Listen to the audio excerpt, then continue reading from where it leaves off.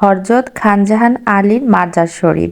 সেখানে আমরা গিয়েছি আর কি দেখেছি আর কি আজগুবি সব কথা শুনেছি সবকিছুই আজকের ভিডিওতে তোমাদের সাথে শেয়ার করব। আসসালামু আলাইকুম এভরিওয়ান। ৬০ গম্বুজ মসজিদের সামনে থেকেই আমরা খানজাহান আলীর এই মাজার শরীফে গিয়েছিলাম।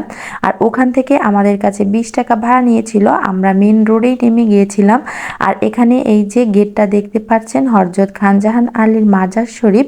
তো আমরা এখান থেকে হেঁটে আর কি সামনে যাব। তো এখান থেকে অল্প একটু পথ, বেশি দূর না। আর আমাদের সাথে যে পুস্কো বাহিনীগুলো আছে ওরা হাঁটতে খুবই পছন্দ করে, তাই ওদেরকে নিয়ে হেঁটে হেঁটে যাচ্ছিলাম। এরপর রাস্তা দিয়ে হাঁটতে হাঁটতে দেখি দুই পাশে অনেক দোকান বসেছে।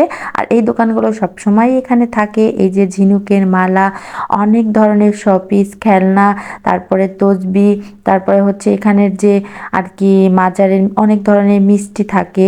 তো এই সব কিছুই এই দোকানগুলোতে ছিল। তো আমরা হাঁটতে হাঁটতে যাচ্ছিলাম আর দেখছিলাম।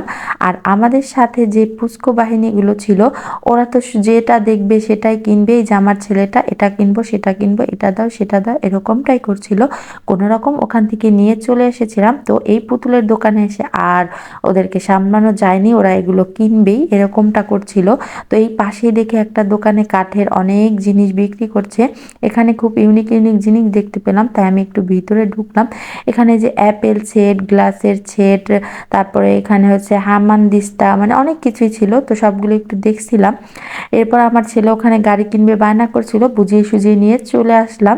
এই যে মাজার শরীফের ভিতরে ঢুকলাম আর এই মাঠটাতে দেখছি অনেক মানুষ আছে আর শুয়ে আছে এখানে। আর আমার ছেলেটা হচ্ছে ওর মামার হাত ছাড়া কারো হাত আর কি ধরবে না। দেখেন বেচারারা কিভাবে এই রোদের মধ্যে শুয়ে আছে। তো আমরা এখান থেকে হেঁটে হেঁটে আসছিলাম আর সামনেই দেখি অনেকগুলো পুলিশ দাঁড়িয়ে আছে। আর পুলিশ দেখে মনের ভিতরে একটু ভয় ভয় লাগছিল। তারপরে শুনলাম যে এখানে কোন এক নেতা নাকি এসেছে, তার সাথে আর কি পুলিশ পাহারার জন্য এসেছে।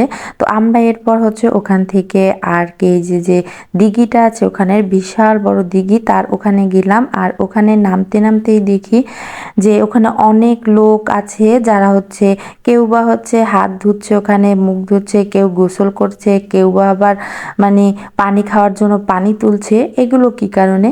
তো ওখানকার মানে বলছিল আমার বিআই যে সাথে, সে বলছিল যে এখানে নাকি এই পানি খেলে যত রোগ আছে সেগুলো মুক্তি হয়, গোসল করলে মানে সব কিছু মুক্তি হয়, নিয়াত করে পানি খেলে যা মনে মনে নিয়াত করবেন সেটা পূরণ হবে। আসলে এগুলো সত্যি কিনা আমি জানি না, আর এগুলো কারো কি সত্যি হয়েছে কিনা সেটাও জানি না।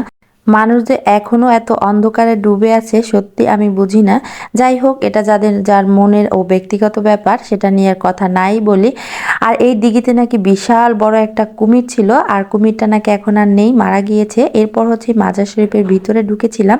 তো এখানে যে প্রশাসনের লোক এসেছিল তারা আর কি ভিতরে ছিল, তাই এর ভিতরে ভিডিও করিনি। এরপর আমরা ওখান থেকে বের হয়ে চলে আসলাম। Bye bye, tata.